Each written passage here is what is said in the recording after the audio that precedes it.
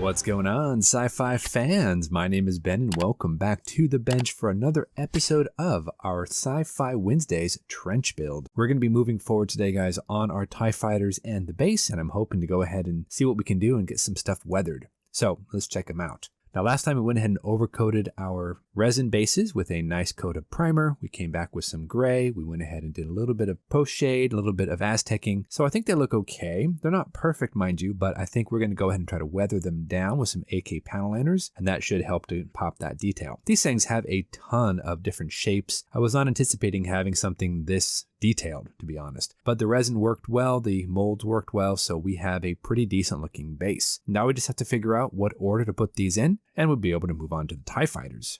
Now for the TIE fighters, as you can see here, these are pretty much painted and ready for weathering. So we're probably going to go ahead and do some washes on these guys. And then of course our TIE Advanced as well. We need to go ahead and wash this sucker down with something, but we can't use the regular AK panel liners that we normally would use because Bandai plastic is very susceptible to anything other than like acrylic or clay based. So we're going to go ahead and use a clay based wash and go ahead and just dirty these down a little bit here. Probably go a little heavier on the TIE Advanced since it's Darth Vader's TIE fighter, but we're just going to see what we can do and try to weather them down as much as we can and then just kind of play around with it and have some fun. These don't have to be super weathered, but just a little bit is going to go a long way. Now, in terms of putting the bases together, I thought about using some contact cement. Now, this stuff I've actually used before for my Lando Falcon base. I used contact cement to glue down different panels of foam, and it worked really, really well, at least on the EVA foam. I wouldn't use it on any sort of pink foam because it eats that alive. But I think this actually might be kind of an interesting glue for this resin material. So I'm just going to go ahead and try it on one panel and we're going to see what it does. I don't think it'll damage the resin. I don't think anything will happen really from it. So we're just going to go ahead and apply this. We have to apply a little bit of contact cement on both sides and then let them both sit for 15 minutes. And then we can go ahead and put them together and they should lock in place. It's a little bit of a flexible bond though too, so that might work. I don't really know, to be honest, but we're going to try it out. We're going to see what happens. Now with that put aside, we're going to let that sit for 15 minutes and we're going to make some good use of that time. We're going to come back to the TIE fighters and we're going to start applying some ultimate clay wash. Try this one out, slather it on all the TIE fighters and the TIE Advanced. Then we'll take it off and we'll see how it looks. So, well, let's get the party started. Let's do some weathering.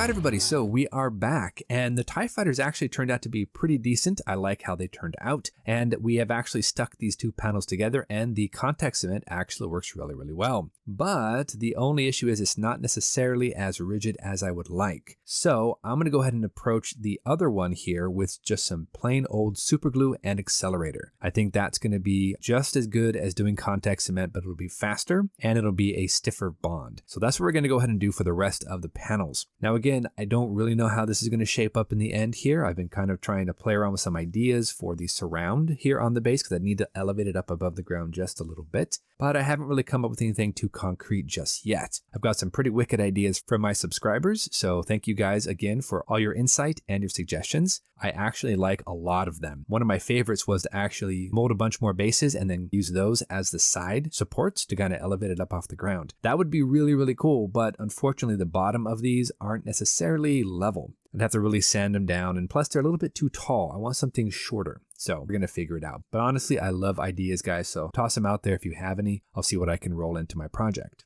Now, I had mentioned we're going to use some super glue and some accelerator. What I like to do with the super glue and accelerator combo is take a little bit of Bob Smith's accelerator, and I actually spritz that into a small dish, and then I can apply it with a brush. That way I can just really pinpoint where I want to go ahead and put that accelerator. It actually works on any super glue that I've used so far. So just a little bit of super glue, then just a dab of accelerator, let that capillary effect take hold. I think we'll be good to go. Now the last section right here, this is going to be a little tricky because I need to go ahead and fit that pretty much as level and as even as possible. Not all these edges are actually that even, so that's a little bit of some trouble. We're going to have to figure that out. But what I'm going to go ahead and do here is I'm going to kind of get an idea of how I want these panels to go and which edges are the best. And then I'm going to go ahead and start sanding them down so that they fit a bit more square, because right now they're a little uneven and it throws the entire side of this off. I don't want to do that. Let me go ahead and see what I can do and try to get this a little bit more even. Now, one of the best ways I think to go ahead and get these all nicely evened up is to take some sandpaper and just go ahead and rough sand all of these edges. And I've got some 800 grit sandpaper, which is actually pretty aggressive. And I'm just going to take the edges of these panels. I'm going to slide them over the sandpaper. I'm going to get them mostly smoothed out and as even as possible. And then I can start going ahead and gluing on the other panels and get this thing all wrapped up. Then I can come back and I can do a little bit of AK panel liner as a wash. Just kind of slather that on all over these panels and clean them off with some Q-tips, and we'll see how it looks. So let's go ahead and jump into our second time lapse, continue sanding down some of these panels, get these edges as clean as possible, do some weathering and see how they turn out. Hopefully this will look awesome.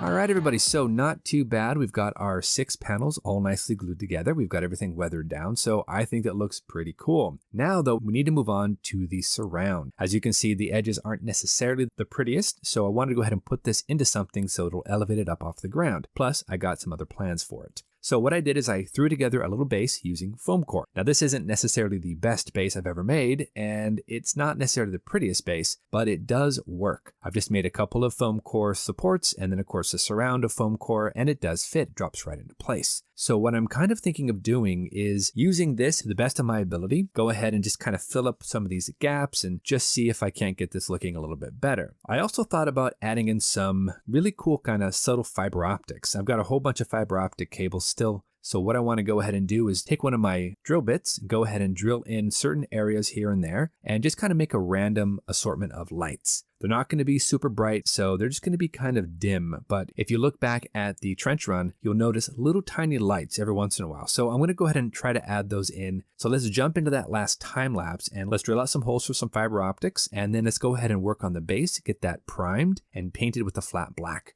Let's keep it going, guys. We are getting there. Let's wrap it up for the day.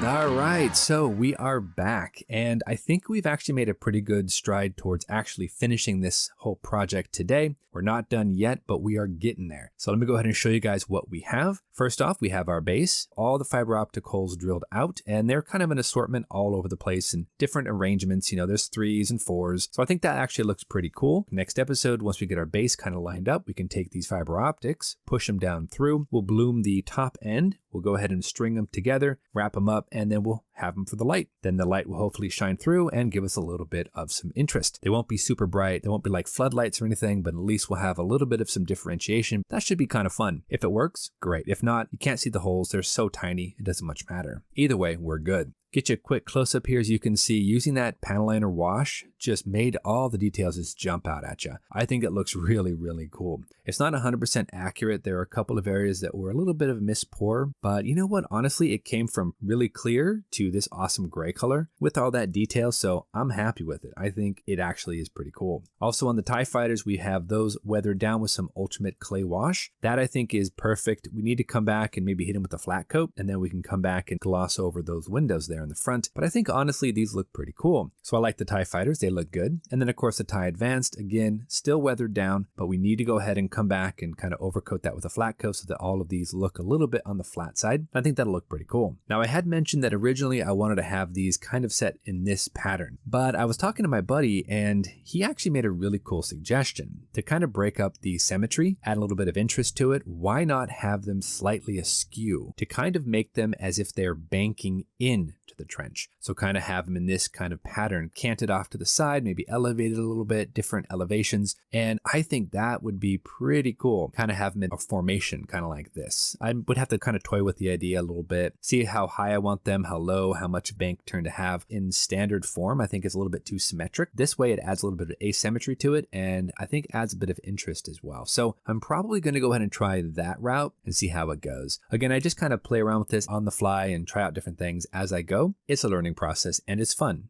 Now, in terms of our surround for the base, this is primed and it's not dry yet. As you can see, it's slowly drying. I'm going to have to come back in and probably coat this a few more times to get that black to be uniform, because as you can see, it's a little blotchy right now, but I did have my black very, very thin. But this is kind of the idea. You have a black plain surround. You've got the TIE Fighters on top in a banking position. And then I would have some cool details, maybe some labels or whatnot around the edge of that base. So I'd have something cool kind of stenciled on there, maybe use my vinyl cutter. I've been meaning to use that for a while now. So that's kind of the idea. And then this, of course, will have some fiber optics, which I can go ahead and power from battery pack underneath this, hidden by the surround. It's not too tall. It's very lightweight because it's foam core. Now, I don't know how the base will work. Honestly, I'm not too thrilled about this, but we're going to go ahead and push on and see if we can't make this look a little bit better. If I can maybe come back in with some airbrush and add in some interesting color shifts, maybe some cool decals or whatnot, I think I can go ahead and get this thing looking okay. But that is it for us today, guys. Episode 6 is in the bag. We're going to go ahead and jump on and watch The Mandalorian Episode 1 for Season 3. I'm super stoked about that. But we're going to go ahead and put a pin in this one, and we're going to hopefully finish it up by next episode. So until the next episode, guys, thank you so much for joining me. You know the drill. Go out there, get yourself some bench time, have some fun, build something cool, and we'll see you back here on Episode 7 of The Trench here on Sci-Fi Wednesdays. Thanks so much, everybody. Take care of yourselves, and we'll see you soon.